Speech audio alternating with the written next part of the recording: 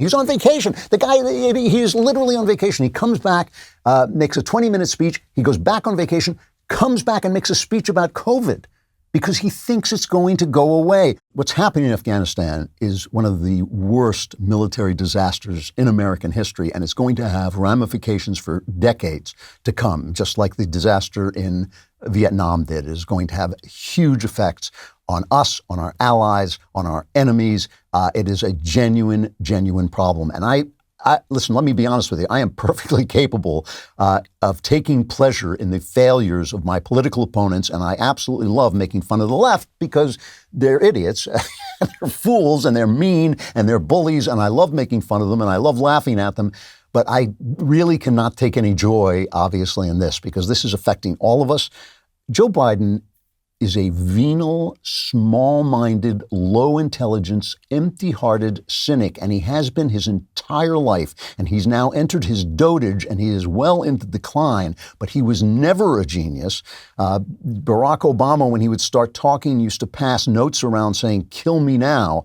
Obama said, what did he say about him? That you can never underestimate Joe's ability to screw things up. The guy is a second-rater from the get-go. He has been venal from the get-go. This thing with Hunter Biden selling his paintings for $500,000, the way he has been protected by the press, just shows how willing our press and our power centers are to huddle around this mediocrity. He's not just an intellectual mediocrity, he's a moral mediocrity, and he has now involved all of us in an act of wickedness, okay? This is an act, what's happening now is an act of wickedness. And he just came on and made a speech that was utterly infuriating. I mean, just a minute ago, as I was coming on the air, he was still talking as I came on the air. He was still pretending to answer questions that were obviously set up. He had a little list of friendly reporters he could call on, and they were asking quote unquote difficult questions, but he was clearly prepared for them. And he made a speech as if none of what we've just seen in the last few days had happened.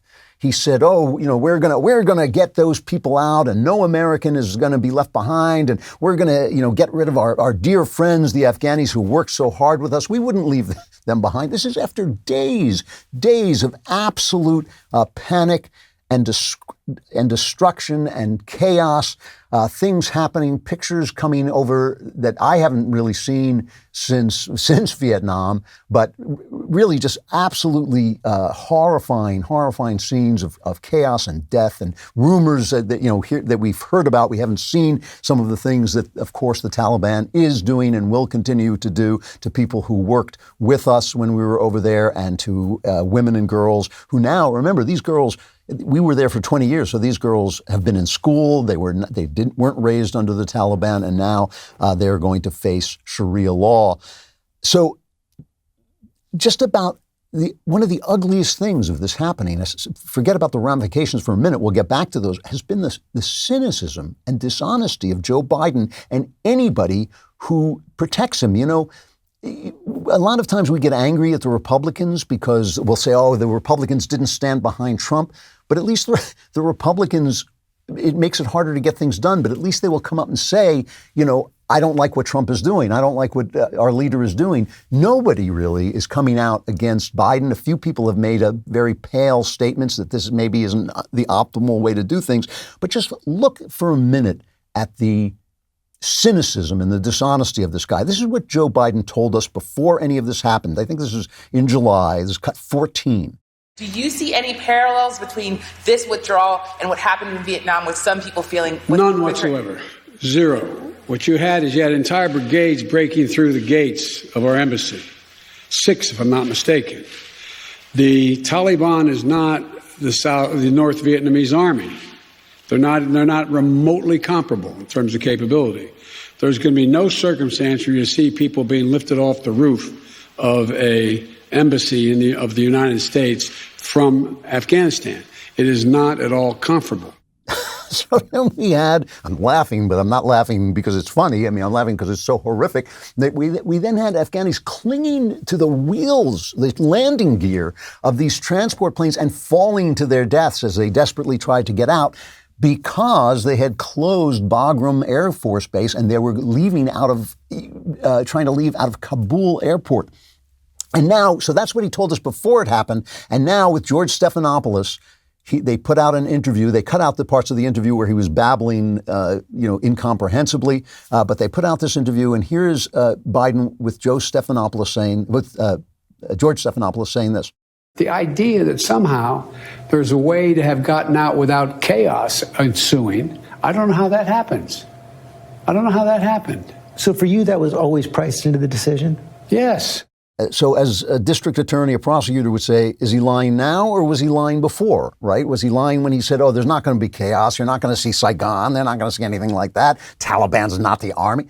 And then he's saying, well, yes, I put that in. And of course, we know that the diplomat, Richard Holbrooke, who was in the Obama administration, he had notes of a 2010 meeting with Biden when he was the vice president, when they were discussing leaving Afghanistan. And Holbrooke said it would be a humanitarian disaster, especially for the women. And Holbrooke's notes quote Biden as saying, F that. We don't have to worry about that. We did it in Vietnam. Nixon and Kissinger got away with it, okay? And, he came in and he made this speech, this 20-minute speech, took no questions. He went back on vacation. He was on vacation. The guy, he is literally on vacation. He comes back, makes a 20-minute speech. He goes back on vacation, comes back and makes a speech about COVID, because he thinks it's going to go away. Reuters is reporting President Joe Biden is brushing off criticism of his administration's chaotic Afghanistan withdrawal because he and his aides believe the political fallout at home will be limited, according to White House allies and administration officials. They think they can get away with it.